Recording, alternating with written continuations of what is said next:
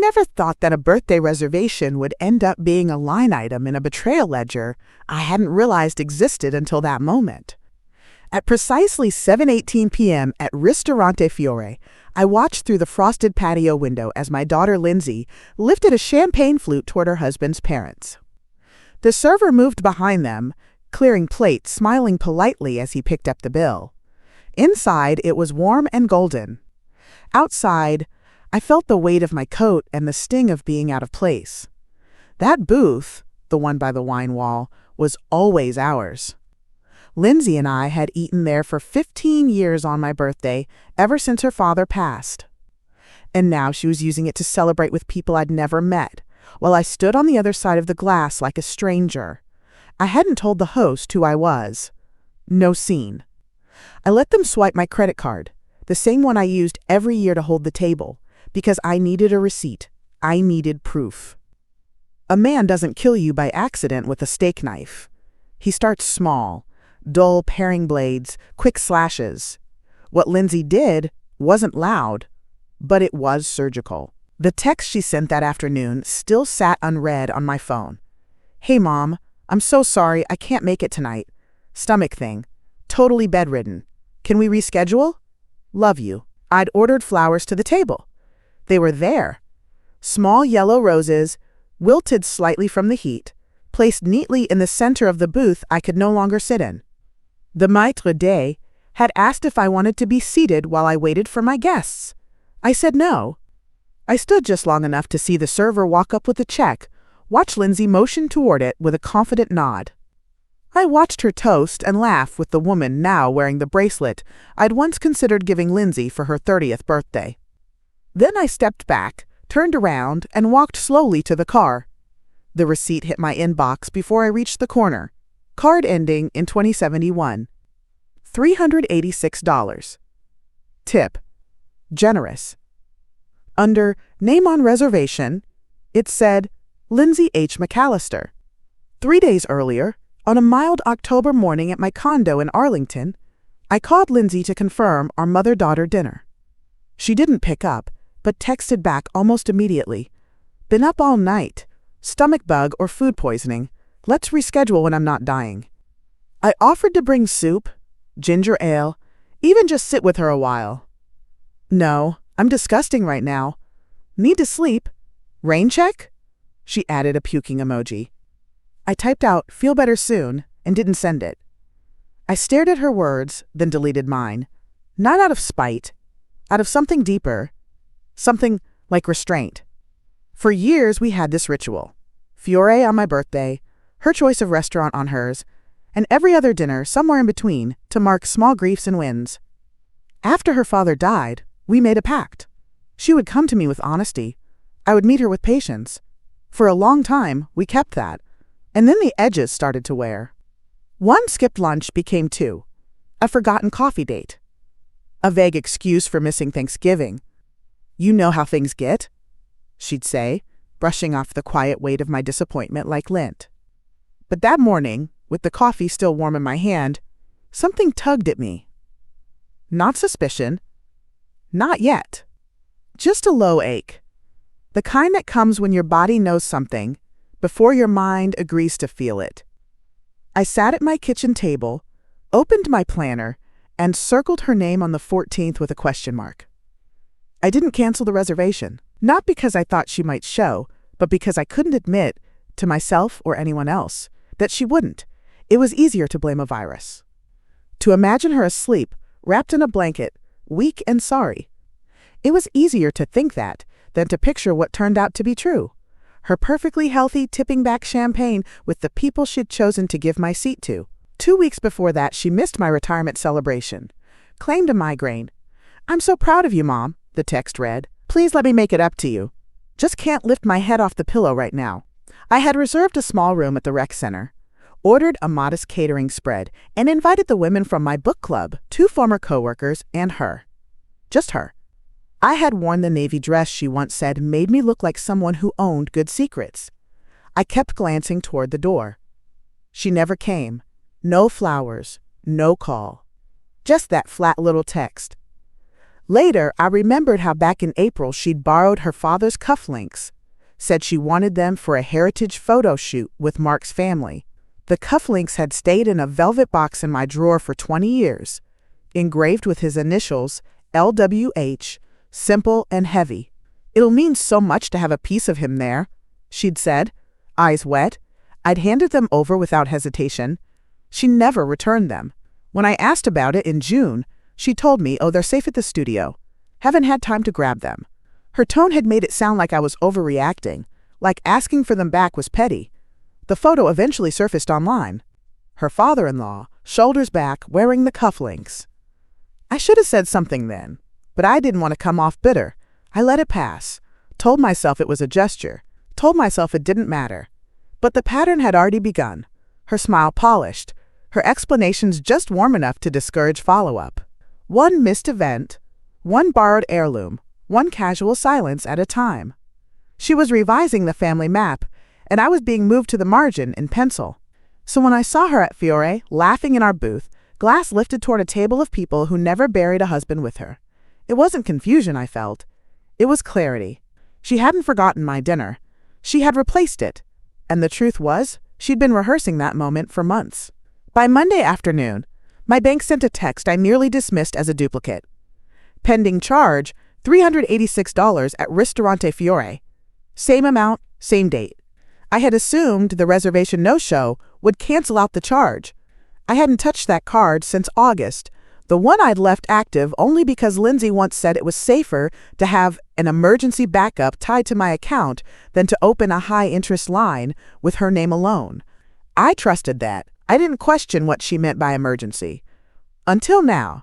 I logged in and saw the transaction was not only completed, but tagged as approved at merchant, chip entry.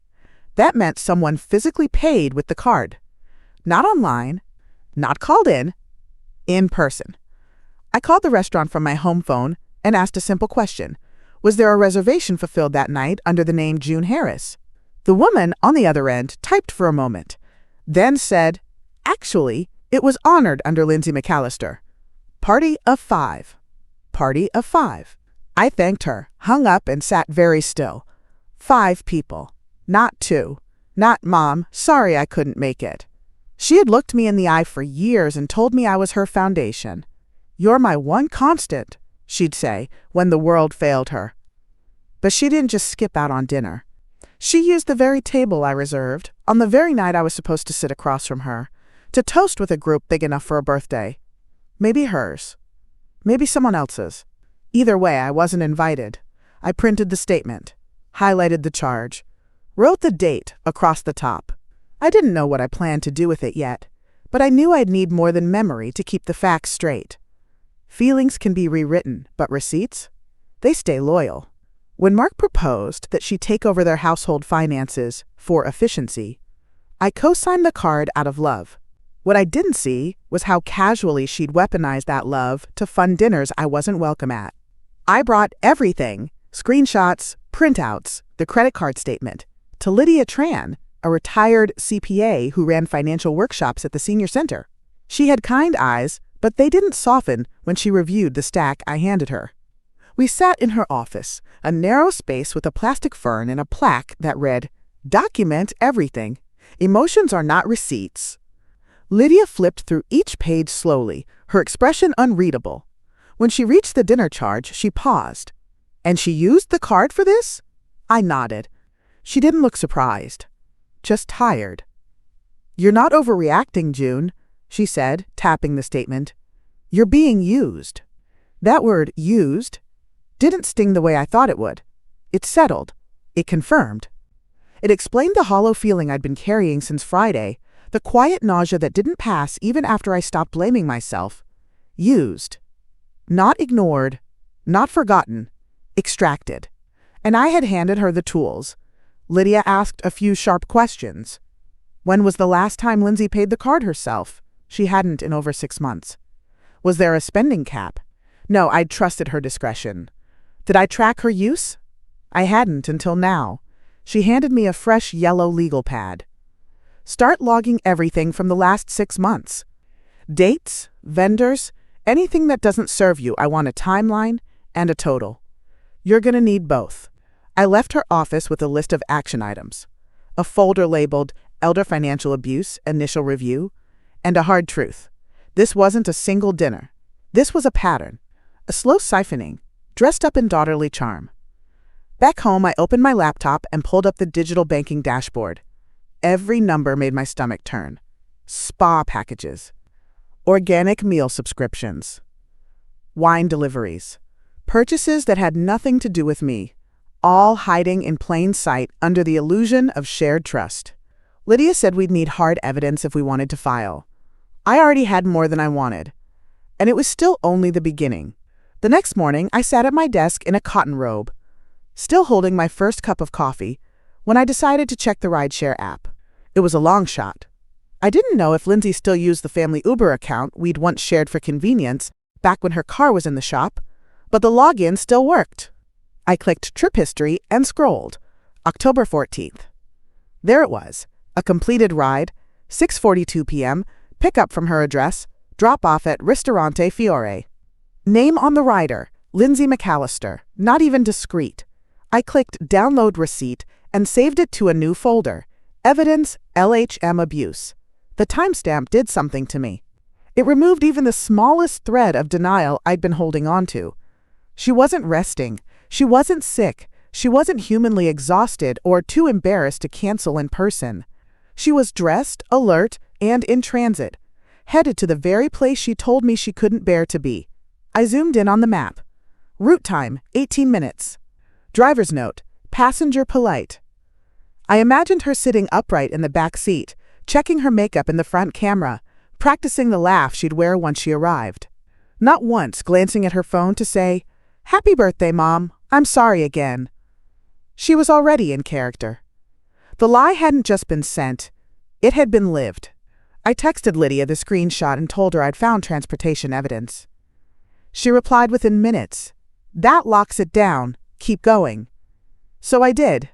I copied the Uber receipt into the spreadsheet, matched it with the restaurant charge. The pieces started talking to each other now. The lie wasn't just emotional, it was locational, financial, temporal. She'd built a whole fiction and spent my money to stage it. I opened another browser tab and typed in how to report unauthorized family charges. A government page came up. I bookmarked it. Not yet, but close. I spent the next 4 hours cross-referencing. Bank records open on one screen, Excel on the other.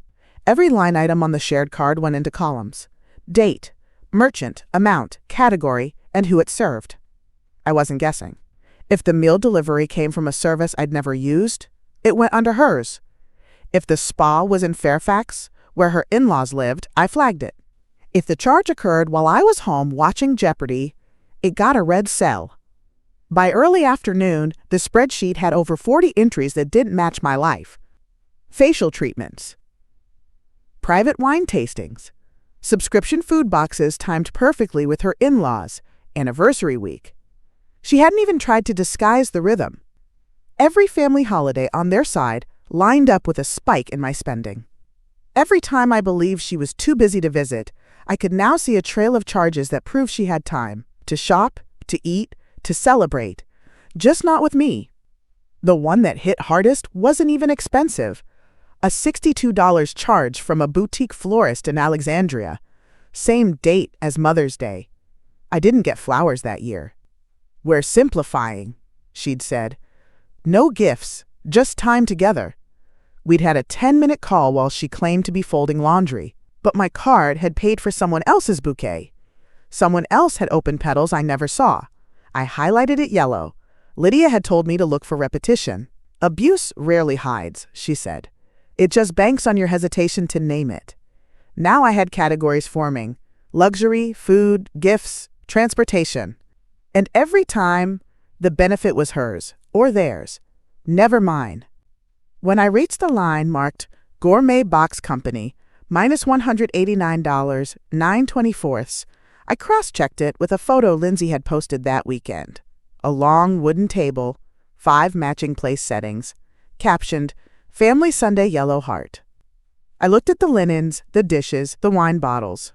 When I confronted Lindsay Wednesday morning, I didn't raise my voice. I brought a folder. She opened the door wearing one of those soft loungewear sets that cost more than a winter coat, smiled like nothing was broken between us, and said, "Mom, you didn't have to come all the way over." I stepped inside and handed her the file. She glanced at the first page, then looked up too quickly. "What is this?" "You know what it is." She laughed. A thin, brittle sound. "Are you spying on me now? Is that what this is about?" "No," I said. "This is about the card, the dinner, the Uber receipt, the flower order. It's about you using my money and lying to my face while you did it." Her posture didn't shift. She didn't reach for the folder again. Instead, she sat on the arm of the couch and tilted her head like a therapist about to say something comforting. "Mom, you've always been a little intense with details. Maybe you misunderstood something." The way she slipped blame onto my shoulders was practiced. It slid out like something she'd said 100 times. To me, to Mark, maybe to herself. I taught her to read contracts, to call customer service twice if she didn't like the answer, but I hadn't taught her this ability to stand ankle-deep in a pool she poured and tell me it must be my imagination. "You put dinner for 5 on my birthday," I said. "On my card. You told me you were sick." "That was a mistake. I thought I used my account." I pulled out the Uber log. "You scheduled a ride. You got dropped off at Fiore." She blinked, then shook her head. "Honestly, this is all getting a little dramatic. Are you trying to sabotage my marriage over a few shared expenses?" That's what she called it. Shared expenses. I left the folder on the coffee table. She didn't touch it. I walked out without hugging her. At home, I added a new tab to the spreadsheet. Confrontation, 10/18. Status, denied responsibility, blame shifted, no apology. Back at home, I made tea I didn't drink and opened the receipts folder again. More to settle my nerves than to find anything new. But there it was, buried among the September statements. A $210 wine delivery invoice billed to my card, addressed to the McAllister home, complete with a gift message. "For a beautiful evening with even better company. Cheers, L+M." I hadn't seen that message before. I read it 3 times. It wasn't just Lindsay using my card. Mark knew. The second receipt hit even harder. Fiore Premium Banquet Package. Large group pre-order, full course dinner, custom menu, billed to me. Signed electronically by Mark McAllister. I stared at the signature for a long time. Sloppy, careless. He hadn't even tried to mimic mine. He'd used his own name on my payment method without hesitation. It was a quiet confirmation of something Lydia warned me about last week. If she's this comfortable, she's not doing it alone. This wasn't one person's carelessness. This was collusion. I saved both documents into a new folder titled Joint Misuse. I took screenshots, dated them, and copied each into the spreadsheet. Then I opened the elder abuse documentation Lydia had emailed and added a note. Evidence of spousal involvement confirmed 10/19. Separate signatures, same access. I thought about every holiday I spent alone while they said they were just overwhelmed. Every time I asked if I could help, and Lindsay said they were tight but managing. They weren't managing. They were siphoning. Quietly, efficiently, with my trust as the pump. Mark hadn't spoken to me directly in months. At first, I'd chalked it up to personality. Reserved. Distracted. But now I saw it differently. He didn't talk to me because he didn't have to. My card did all the speaking for him. I called Lydia. She picked up on the second ring. "You were right," I said. It wasn't just her. She didn't ask for proof. She just said, "Good. Document everything. We escalate next." The worst one didn't even show up in a restaurant log or travel invoice. It came from a bookmarked site I hadn't touched in months. A small artisan jeweler Lindsay and I discovered together at a holiday market last year. We had lingered at the booth admiring the delicate work.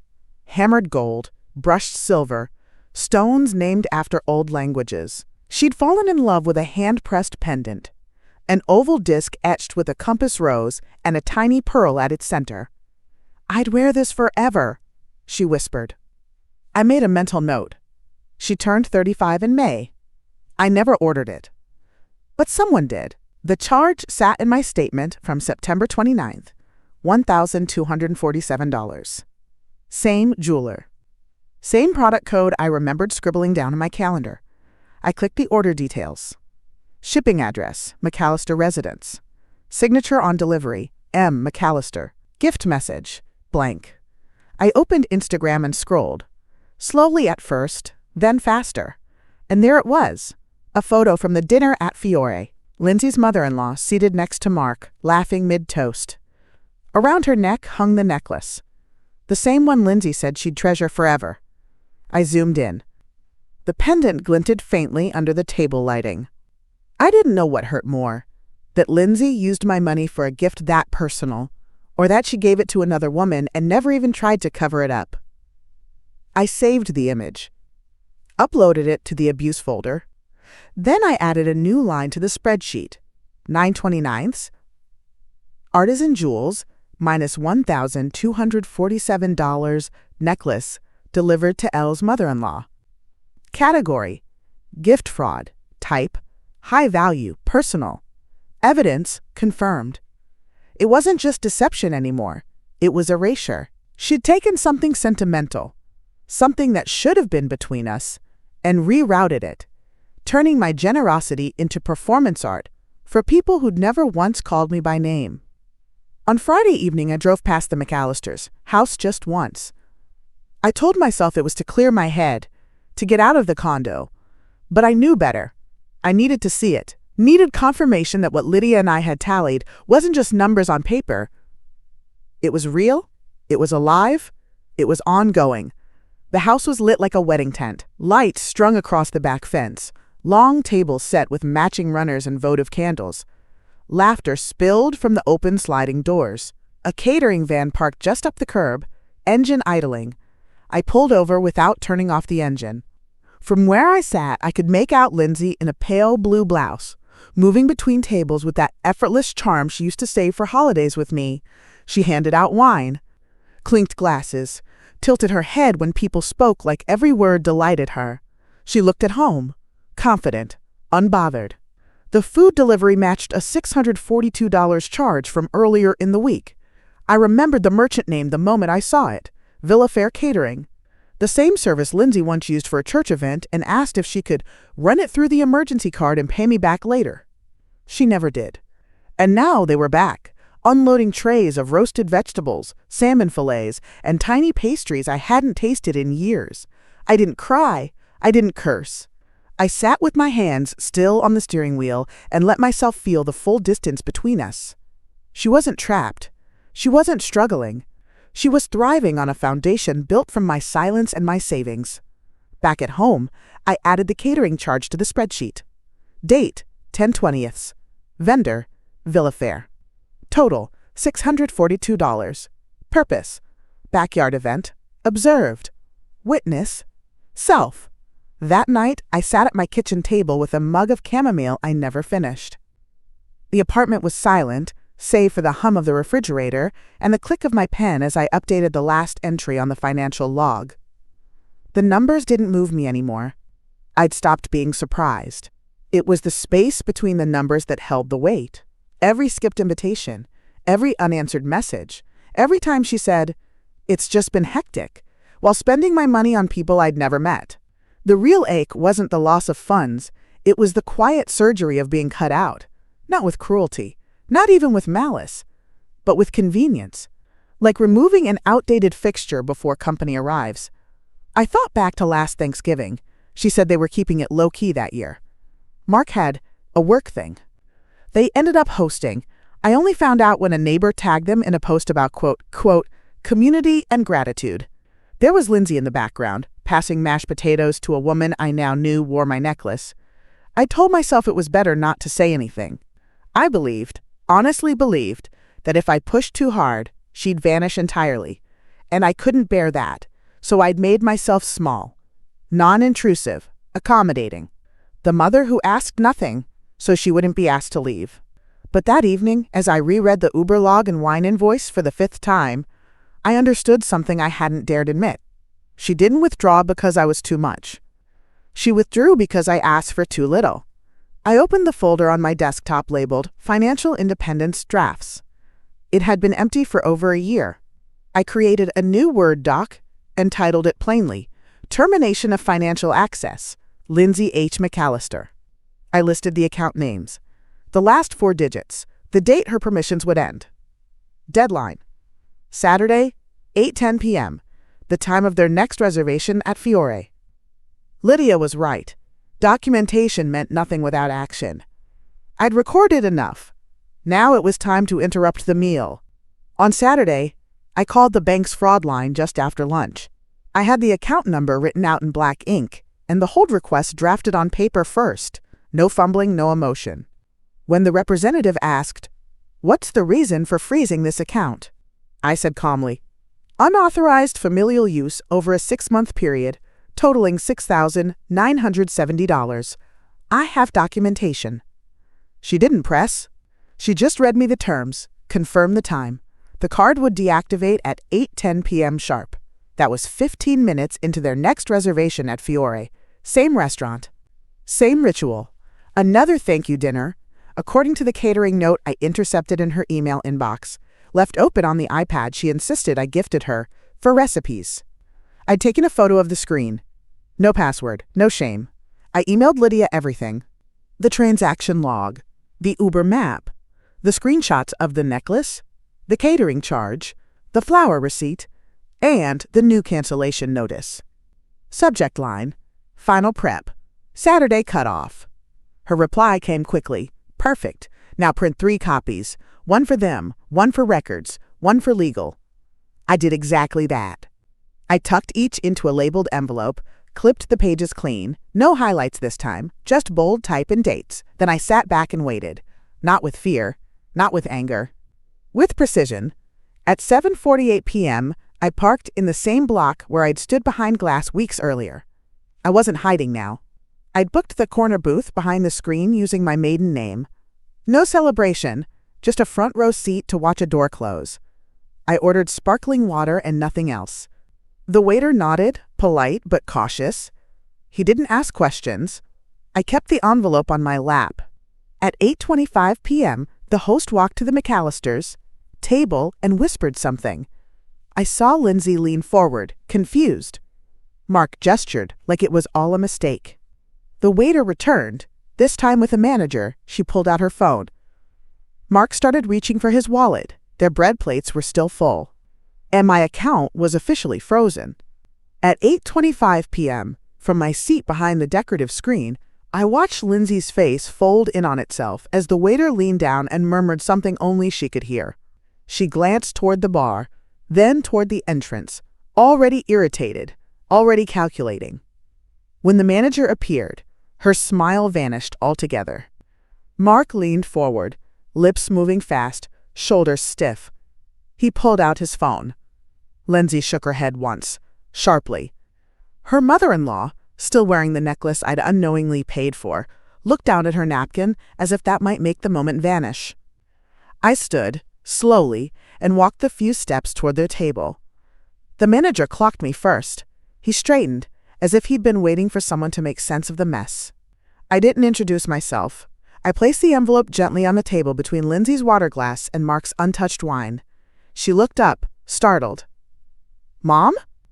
"Inside," I said, "you'll find a full record. Every charge, every invoice, the Uber drop-off, the necklace, the wine, the catering, and a notarized letter revoking your access to all financial accounts in my name, effective 8:10 p.m. Mark opened the packet and flipped too quickly through the pages, like speed might dull the facts. I let the silence sit. It was the first time I'd stood over them with power in my hands, and I didn't waste it on a speech. "I trusted you," I said. "I documented everything. I've already reported the misuse to my bank." Lindsay's mouth opened, but nothing came out. For once, she didn't have the script ready. Her mother-in-law stared at the envelope like it might explode. I turned to the manager. "You have my contact information if you need verification. This charge was unauthorized." He nodded once, lips tight. "Understood." Behind me, I could hear Mark whispering, trying to figure out another form of payment.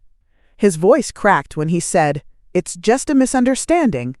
I didn't stay to correct him. I walked back to my booth, closed my tab for the sparkling water, paid in full, under my own name, and left. The manager asked if there was a problem, and I met his question head on. "The card was misused," I said, repeatedly, by my daughter and her husband. "I'm filing a financial misrepresentation report, and the account is now frozen." He looked between me and Lindsay, waiting for someone to deny it. She didn't. Not exactly. She blinked, smiled with practiced fragility, and said, "It's not what it looks like. My mother tends to blow things out of proportion." That was her first full sentence. Not an apology. Not confusion.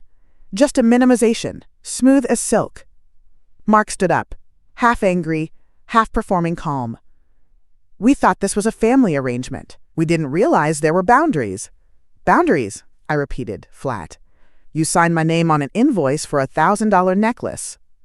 You've had dinner parties catered with my retirement money. You treated my birthday like a fundable errand. That's not a boundary issue. That's theft."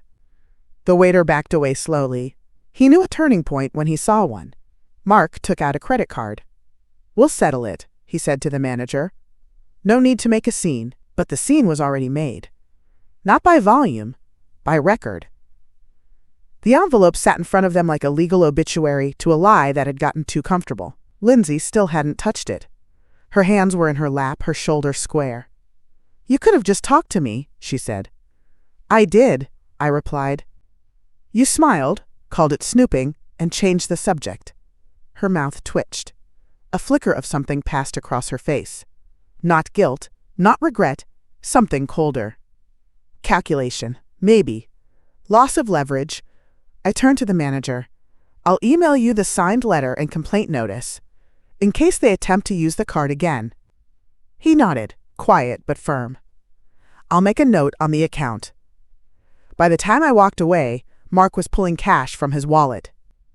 The waiter hovered with the bill, now stripped of elegance, just numbers on a page. By Monday morning, every shared account had been closed or scrubbed of her access. The joint card was permanently deactivated, and my online banking showed a clean slate. Only my name, only my charges. Lydia had filed the official complaint on my behalf through the Department of Social Services, Adult Protective Services Division. She submitted the log, the receipts, and a sworn statement I'd signed on Sunday. The case was now formally under review for elder financial abuse. I expected at least an email. A flurry of texts. Something performative. Instead, nothing. Not even a denial wrapped in sentiment. "No, you misunderstood. No, can we talk?" Just digital silence from Lindsay. The restaurant followed up via email that afternoon. "Dear Ms. Harris," it read, "the outstanding bill from the evening of October 21st has been settled in full, in cash, by Mr. McAllister after an uncomfortable delay. We've made a note not to accept his use of your name or account moving forward." Uncomfortable delay. That was generous. Lydia called it a forced reckoning. I just marked it down in my records. 10/21. Account locked during transaction. Bill settled by other party. Confirmed. In the old days, I would have second-guessed myself, worried about pushing too hard, hurting her pride, fracturing what was left of our bond. But the bond had been hollowed out quietly, spoonful by spoonful. I hadn't broken it. I'd just finally named what it had become. Lydia called in the afternoon to walk me through next steps. Formal interviews, case updates, possible restitution, though she warned me not to count on that last part. I told her I didn't need the money back. I needed to see the line, I said, and stay on the right side of it. She paused a moment, then said, "Well, you did, and you have proof." 2 weeks later, I stood in the hallway of my condo, keys in one hand, a lock-set kit in the other. The maintenance man offered to do it, but I said no. I needed the sound, the metal sliding free, the weight of it changing in my hands. A small, hard confirmation that access now belonged to me alone. I changed both locks by noon. The backup card, the one she kept just in case, went through the shredder with no ceremony. She never asked about it, never showed up with questions. Not a knock, not a voicemail. The silence had solidified. Not tension. Not distance. Absence.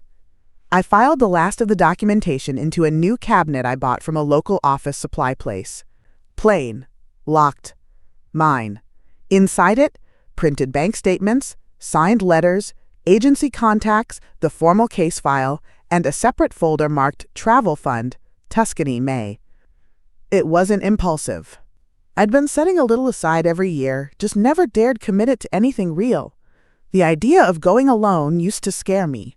Now it sounded like the cleanest form of freedom. At the bottom of the folder was a fresh statement of financial independence. Just my name, the new accounts, all verified, notarized, and sealed. No more cosigners. No more emergency access. No more blurred roles wrapped in guilt. I put the keys in a dish by the door and stood there for a long moment. Not waiting, just feeling the quiet shift. The loss wasn't sudden. It happened in chapters. But this was the last page I signed with a clear hand. She may have assumed I'd always leave the door open. She assumed wrong. The travel agent confirmed my itinerary over the phone. Florence arrival, mid-May, 2 weeks in Tuscany. Small villa, solo tour, wine and ceramics. I gave her my new card, and when the confirmation email came through, I printed it and filed it behind the tab marked Joy. No justification, no compromise, just joy. There was no grand send-off. I didn't call Lindsay to tell her. Didn't leave room for protest or performance. I owed her no updates. I'd already wasted years mistaking proximity for connection. The condo was quiet as I packed a small drawer. Passport, new ID, copies of everything in triplicate. I didn't pack the cufflinks. She'd never return them. I didn't ask again. What I had now didn't need heirlooms to feel whole. The last thing I filed was a notarized letter dated that morning. Final confirmation of financial separation between June Harris and Lindsay McAllister. No drama, just fact. I tucked it beside the Tuscany folder, slid the drawer shut, and locked it.